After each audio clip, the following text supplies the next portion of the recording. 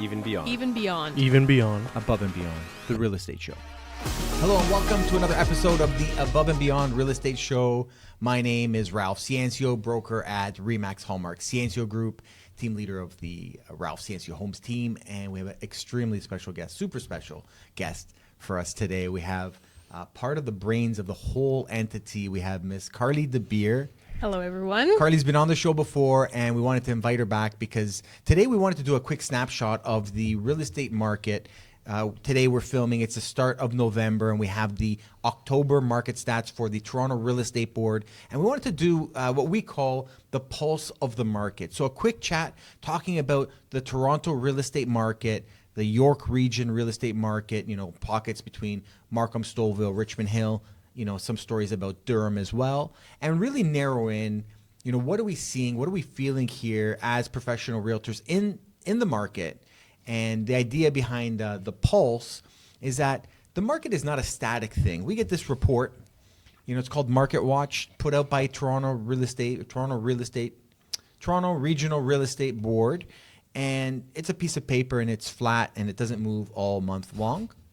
The reality is the real estate market moves like a pulse. It's a living, breathing thing, and we wanted to just kind of give some context to the actual day-to-day data that we're seeing here. Mm-hmm. Give some life to the numbers. Yeah, without further ado, Carley, how are you doing? I'm doing great today. I'm happy to be back. It's nice to get out of the office, although that is my cozy place, of course. Yeah. Well, on the last podcast you were on, it was one of our most views. I mean, we're still learning how to do this, real estate show or podcast, and but I thought you brought excellent perspective on your experience in real estate. Starting off as someone who was renting a home and found your way to beg, borrow, steal so that you could buy your first place. And then now you own multiple real estate investments. It's been quite an adventure. Yeah. And so we have that podcast. I'm not sure how you can click on it, maybe somewhere from here. But if not, you can just check our YouTube channel and find the episode where Carley kind of explains her journey from renting a place to owning 8 doors. And it's a great story. Mm-hmm. Thank you. Yeah. So let's get into it. What do we got so far? All right. So market stats are in for the month of October. And what we see as on a macro level, we saw a number of sales for the month of October was just about 4,650 transactions. And we compare that to 4,900 sales last October. So in Toronto Real Estate Board, they compare month over month on an annual basis. So it's not October this year versus October last year. You got it. And we see the average price, which is the number that most people are looking at. We saw a 3.5% increase in price to $1,125,000. Now, that data factors in all types of real estate throughout the GTA, so including condos, parking spots, farmland, big commercial properties. They're all tied in to this data. And when we were chatting off air, any thoughts in terms of kind of the macro numbers there? Yeah, I mean, everyone's feeling it, right? You see a lot of listings sitting on the market for a while, and we saw that last year too, right? People were really in shock in October last year, and I feel like we're slowly moving out of that time. So I feel in October last year, we were in the turning point of becoming more slow. And now I feel like we're in the turning point of possibly becoming a little bit more busy. Mm-hmm. So we're both in a turning point, October last year versus October this year, but hopefully in a different direction. Yeah, and to provide some color, as we talk about year over year changes, so 5.8% decrease in the number of sales last October versus this, we sold almost 6% less real estate in the month of October compared to last year. Mm-hmm. But last October was a bad month. And we were kind of joking off camera. When we look at these stats and we're using comparisons, I always think about being a student. And I would say that if I was to give a grade to the market that we're in right now from all different perspectives, I say that we're probably like in a D. It's like a C or a D market. It's not an A+ market. Yeah. People are really uncertain, a ton of stress out there. Mm-hmm. When we look at last year, it was like a C- at best, right? We're not copying the answers from the person beside us of an A+ student. Mm-hmm. It's not a comparison in that regard. Mm-hmm. And to put some context to the changes we saw last October, if we went in a time machine, from March last year, so that's 2022, to October, we saw 3.75% increase in the overnight lending rate. Yeah, which is wild. So it was like, It's a lot. started in March, and it was like 0.5%, 0.5%, three-quarters of a percent, 1%. These are like every month was like a Mike Tyson. It wasn't a jab. Yeah. It was like a Mike Tyson punch every It was not good. month. And so the psyche of buyers last October was similar to what the psyche was, I would say maybe by August of this year, was a very confused buyer. Mm-hmm. The buyers right now are feeling like they're unsure how much further will it go. Mm-hmm. Will interest rates get up to 10%? Will they stay the same? Will they drop? When will they drop? Mm-hmm. And so we're seeing, similar feeling, this past October, Mm-hmm.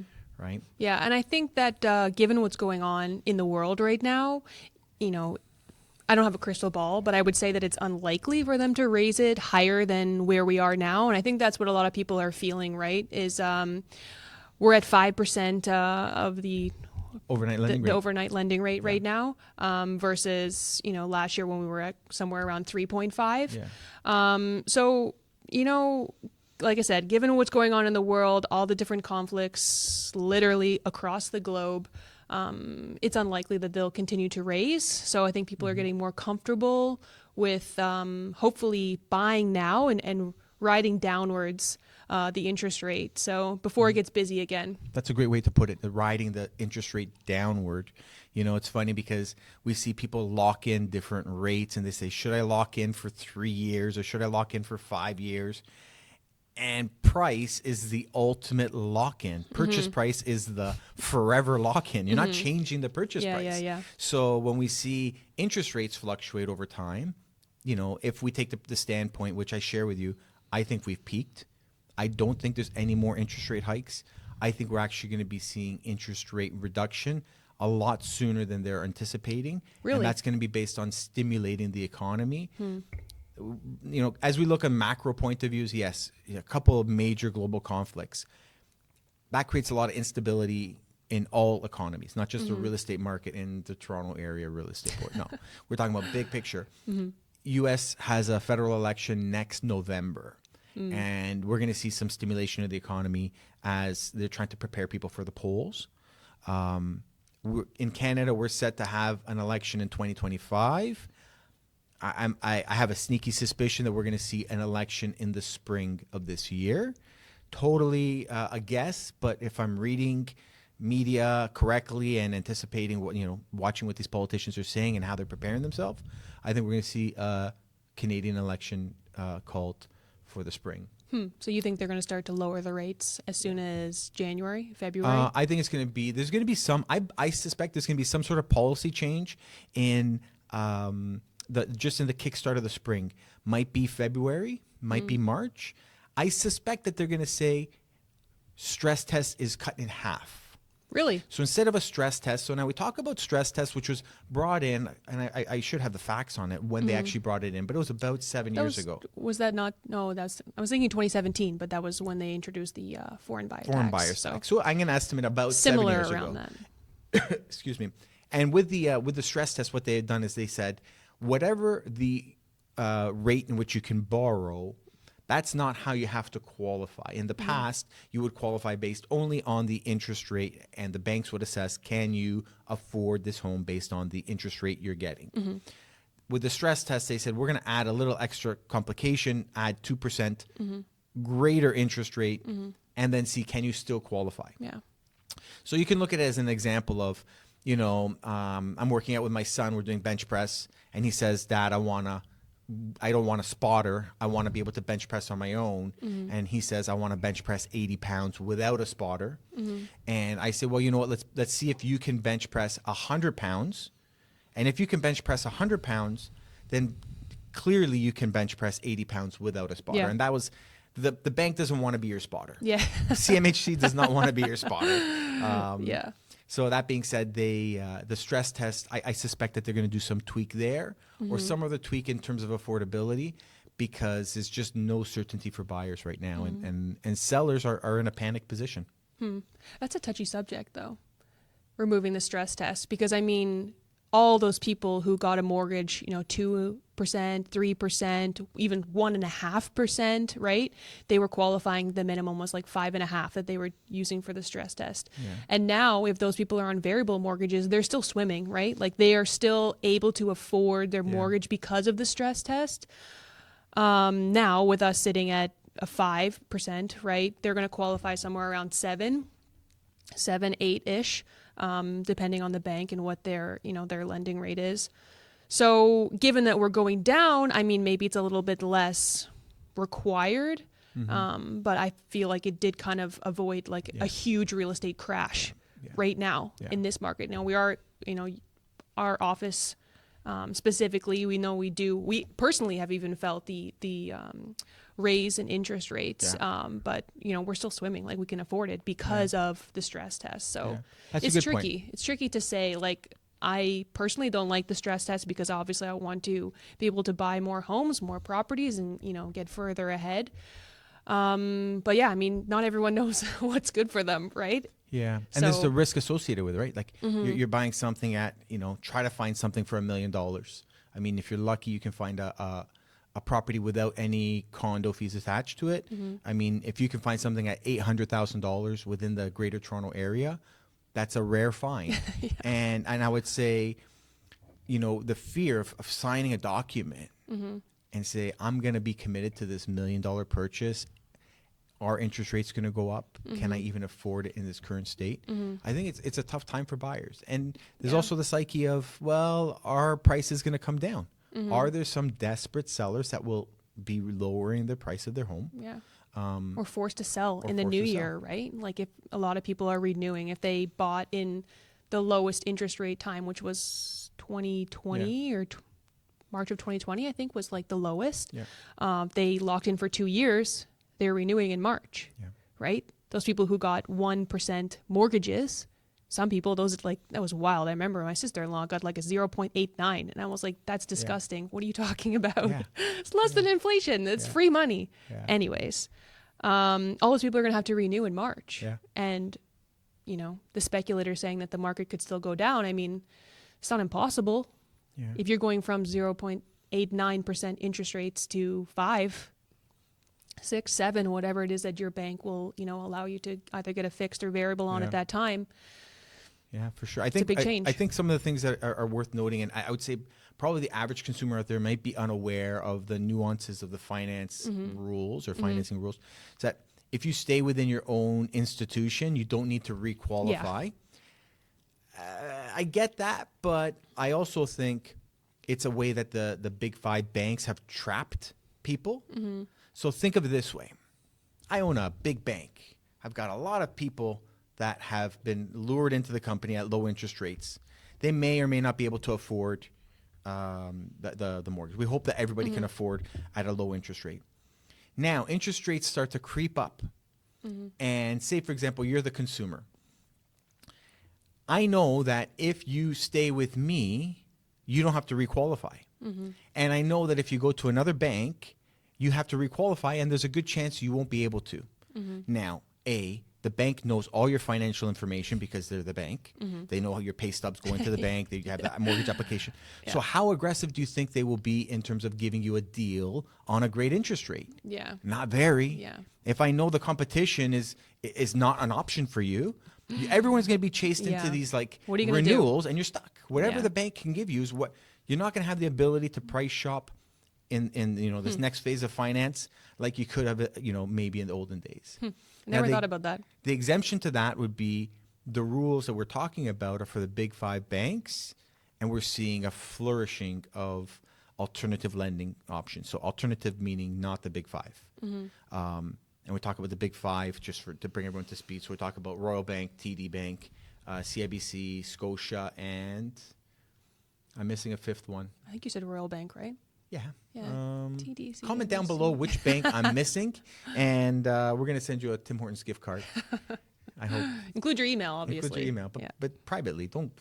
Everyone's going to ask you for the coffee if they know you are the winner of our Tim Hortons coffee card. So like, it's kind of like when you win the lottery and they take your picture. Oh, yeah, And with then- the big check. and It's then like everyone knows where you live, Sally. Yeah, exactly. You better believe all your aunts, uncles, and cousins are knocking on your door. Oh yeah. Anyways, yes. So I think that's one perspective, is that you don't have to requalify if you are in the same institution.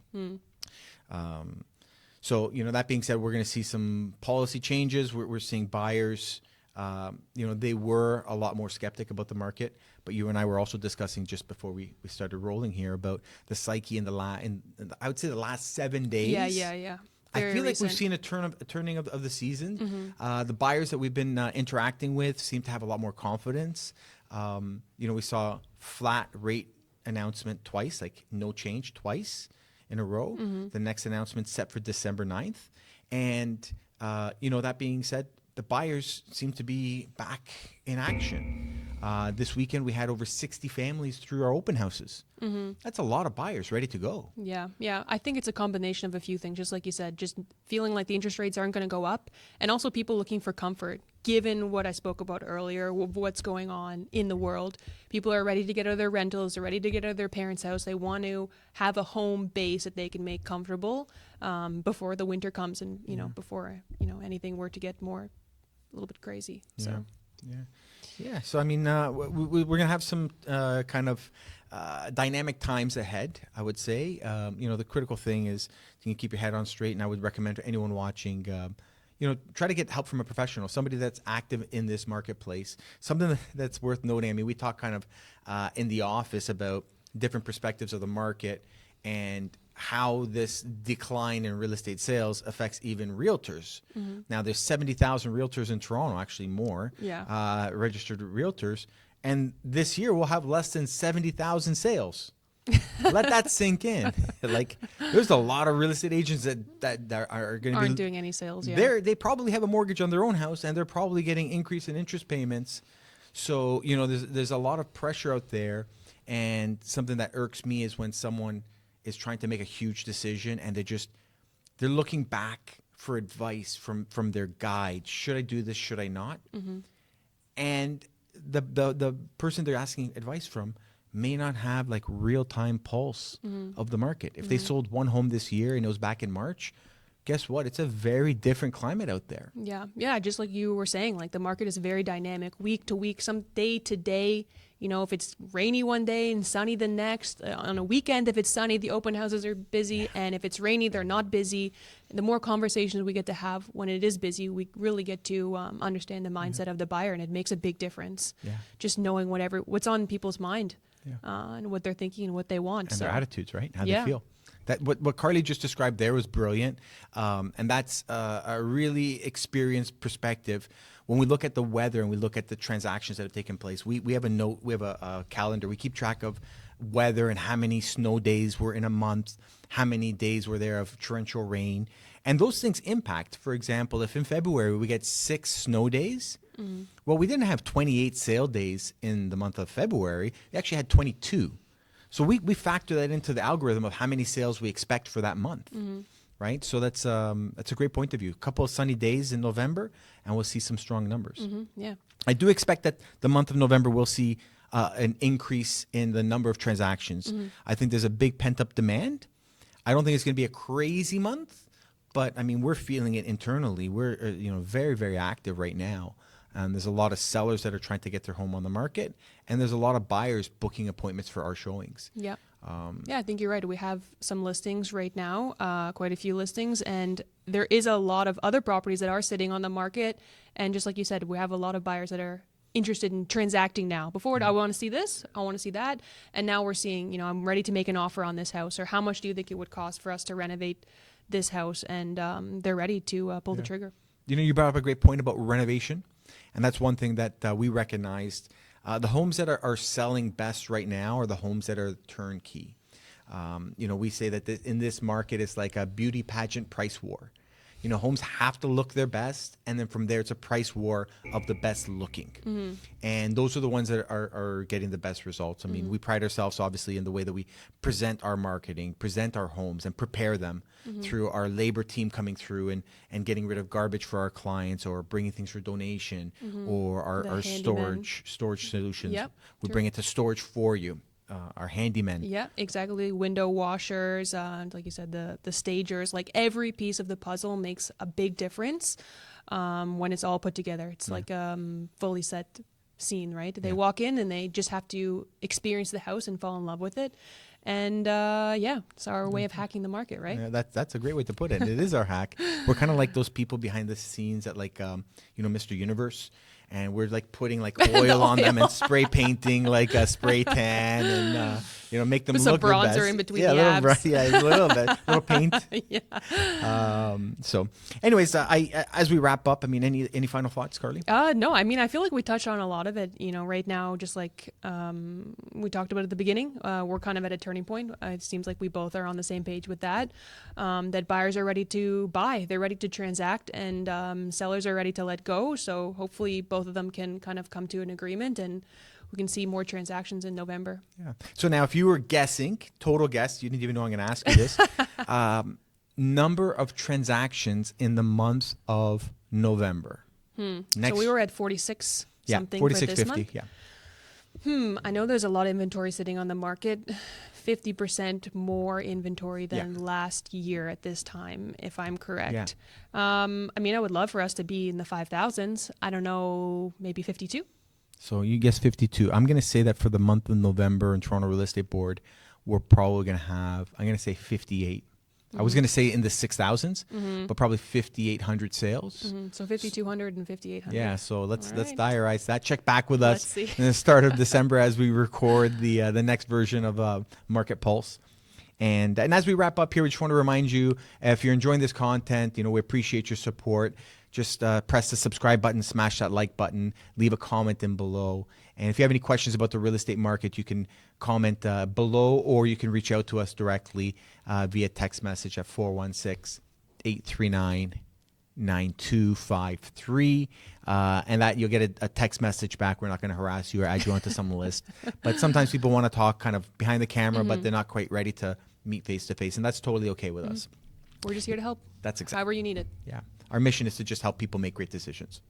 So anyways, thank you guys so much for watching. Thank you, Carly, for being here on another great episode. And we look forward to seeing you soon. Bye.